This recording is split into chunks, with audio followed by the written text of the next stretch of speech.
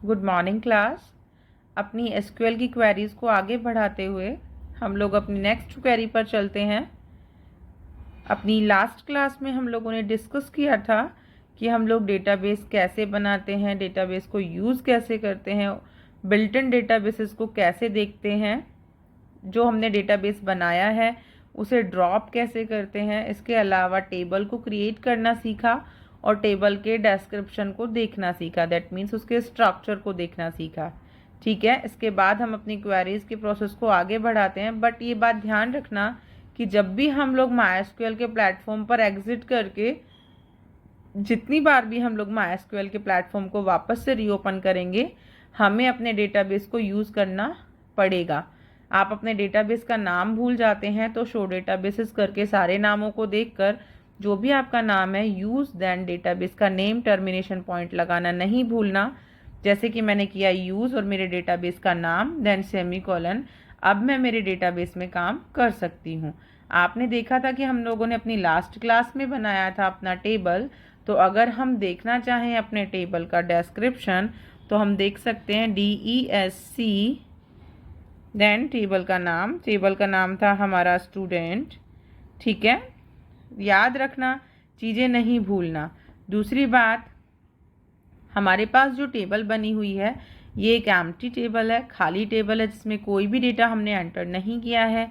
तो डेटा को एंटर करने के लिए हम लोग इसमें इंसर्ट कमांड लगाएंगे जो कि डेटा को इंसर्शन के लिए हमारी हेल्प करती है। ध्यान रखें, जितने भी कॉलम हम लोगों ने अपनी टेबल में बनाए हैं उनको जिस सीक्वेंस से हमने बनाया है उसके अंदर डेटा को एंटर कराने के लिए उसी सीक्वेंस से हम लोग इसमें वैल्यू इंसर्ट करते हैं।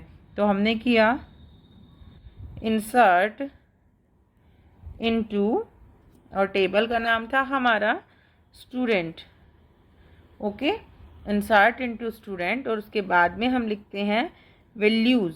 वैल्यूज़ एक कीवर्ड है जो कि टेबल के अंदर वैल्यू को ऐड ऑन करने का काम करता है। इंसर्ट इनटू लॉजिक है, मतलब इसको हम लिखते हैं, फिक्स्ड है ये।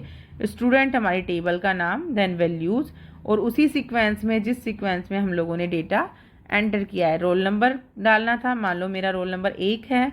उसके बाद जो मुझे वैल्यू डालनी है, सपोज़ कीजिए कि मैं इसमें वैल्यू डाल रही हूँ कमल।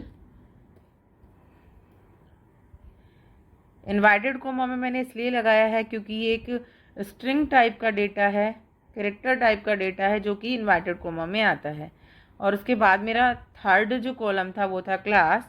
सपोज़ कीजिए क्लास है 9th, देन मैंने बंद कर दिया सेमीकोलन।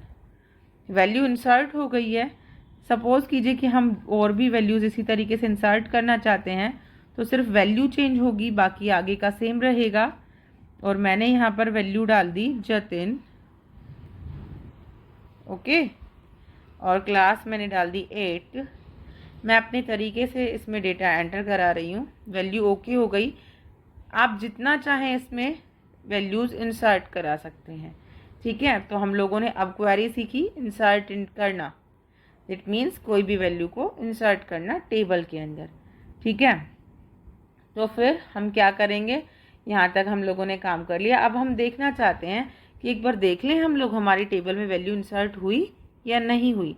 तो उसके लिए हम एक नई क्वेरी सीखेंगे जो होती है सेलेक्ट और स्टार लगाते हैं हम लोग यहाँ पर। अब देखो, स्टार का मतलब होता है जो भी हमारी टेबल में जितना भी है सब कुछ दिख जाए हमें। तो देखो मैंने किया सेलेक्ट स्टार फ्रॉम। फ्रॉम मतलब कहाँ से देखूँ मैं, टेबल का नाम स्टूडेंट की मुझे दिखा दो सब कुछ। कहाँ से, स्टूडेंट में से। देखो दिखा ना, 2 ही वैल्यू डाली थी मैंने, रोल नंबर, स्टूडेंट नेम और क्लास में 2 ही वैल्यू डाली थी, 1 और 2 पर।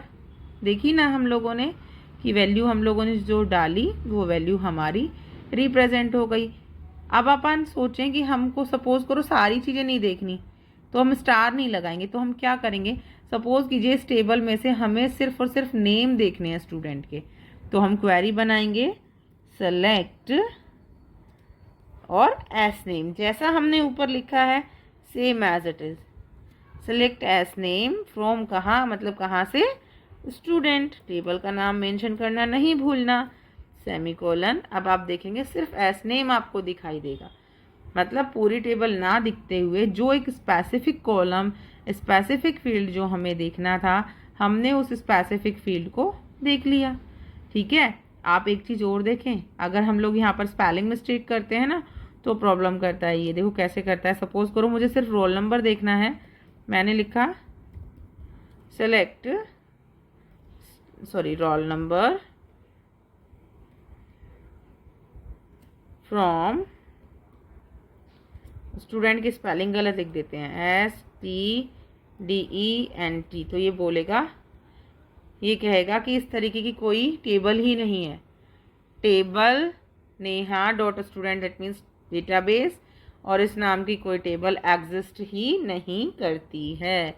दूसरी एक और बात, जो भी आप यहाँ पर टेबल बनाते हैं, टेबल में आप जो भी ये कॉलम बनाते हैं, तो मैंने रोल नंबर के बीच में देख रहे हैं आप स्पेस नहीं दिया है, वो इसीलिए क्योंकि MySQL का रूल है कि अगर आप बीच में स्पेस देते हैं तो वो कॉलम नहीं बनेगा। दैट मीन्स अगर आप कोई बहुत बड़ा नाम देना चाहते हैं तो उस बहुत बड़े नाम के बीच में आप हाइपन साइन लगाएंगे, जैसे मतलब roll number hyphen roll hyphen number, तो वो उसको एज अ कॉलम ट्रीट करेगा, अदरवाइज उसको वो कॉलम ट्रीट नहीं किया जाएगा। ठीक है।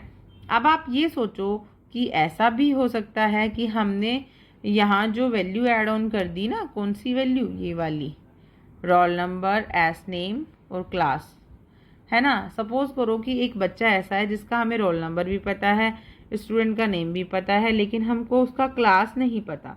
दैट मीन्स हम उसकी वैल्यू को खाली छोड़ना चाहते हैं क्लास वाले कॉलम पर। तो बच्चों, आप लोग जब MySQL में जो भी डेटा डालते हैं उसमें आप वैल्यू को खाली नहीं छोड़ सकते। देखो हमने किया इंसर्ट, जैसे हम वैल्यू इंसर्ट करते थे same as it is, insert into student, है ना, और वैल्यूज हम डालना चाह रहे हैं भैया इसमें, और वैल्यूज में मुझे वैल्यू डालनी है, तो भाई मैंने वैल्यू डाली 3 रोल नंबर है ना, और नाम है उसका गिन्नी। ठीक है। और मैंने ना मुझे ना उसकी क्लास नहीं पता, तो मैं उसको खाली छोड़ना चाहती हूँ क्लास वाले कॉलम को। तो देखो ये क्या कहेगा, ये कहेगा कि जो आपने कॉलम दिए हैं ना वो मिसमैच कर रहे हैं।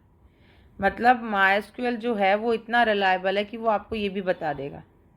तो MySQL के अंदर हम कोई भी कॉलम को खाली नहीं छोड़ सकते, इसी वजह से हमारे पास एक स्पेसिफिक प्रोविज़न आता है कि हम उसमें नल वैल्यूज़ डाल सकते हैं। नल का मतलब होता है कि अभी फ़िलहाल रिसेंटली वो कॉलम हमारा खाली है, बाद में जब भी हमें कभी याद आएगा तो हम उसमें उसकी एग्जैक्ट वैल्यू एंटर कर सकते हैं।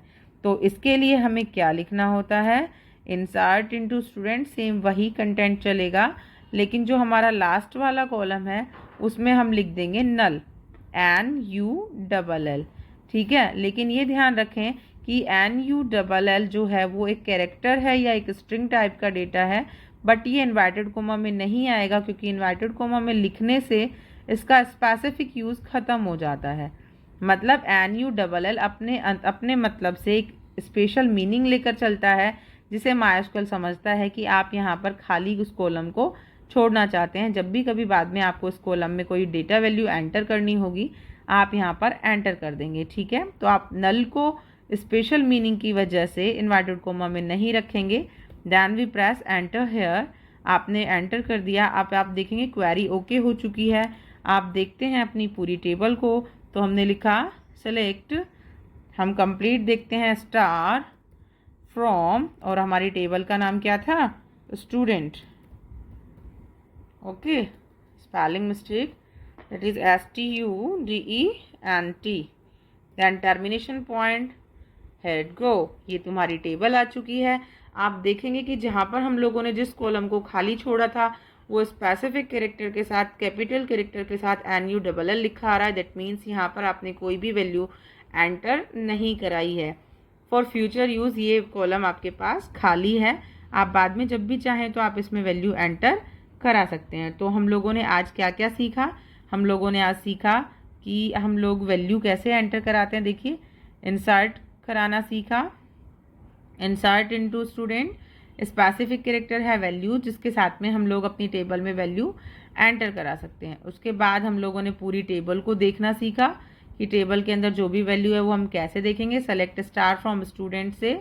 उसके बाद हम लोगों ने एक स्पेसिफिक कॉलम को देखना सीखा, select s name from student, मतलब सिंपल स्टूडेंट के नेम वाला कॉलम आपको डिफाइन हो जाए। उसके बाद हम लोगों ने नल वैल्यू इंसर्ट करानी सीखी। ठीक है, तो हम लोगों ने आज बहुत कुछ सीखा है। उम्मीद करती हूँ कि आपको सारी क्वेरीज अच्छे से समझ में आ गई होंगी, सबका डिस्क्रिप्शन समझ में आ गया होगा। आप इन सभी क्वेरीज को अपनी नोटबुक में नोट डाउन करेंगे विद डिस्क्रिप्शन, अच्छे से समझकर। अगर कहीं भी कोई प्रॉब्लम आती है तो आप मुझे पूछ सकते हैं। ओके, इसके बाद वाली क्वेरीज हम अपनी नेक्स्ट वीडियो में डिस्कस करेंगे। Okay, till then keep learning, keep watching.